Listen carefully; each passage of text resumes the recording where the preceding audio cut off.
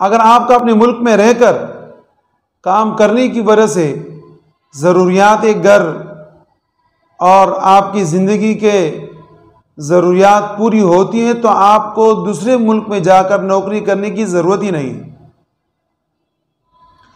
اور اگر اپنے وطن میں رہ کر آپ پیسے کما کے اس سے اپنے گھر کا خرچہ نہیں چلا سکتے تو ایسی صورت میں آپ مجبوراً دوسرے ملک میں جا کر وہاں مزدوری کرتے ہیں.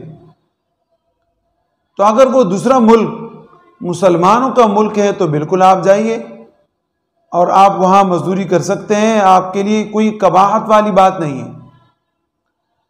لیکن اگر غیر مسلموں اور کافروں کے ملک میں جا کر آپ مزدوری کرنا چاہتے ہیں تو اس صورت میں آپ کے لیے ضروری یہ ہے کہ وہ جس طریقے سے کفریات کے اندر، فحش کے اندر، بے حیائی کے اندر اور ناجائز اور حرام کاموں میں ملوث ہے، اس سے اپنے آپ کو آپ نے بچانا ہے.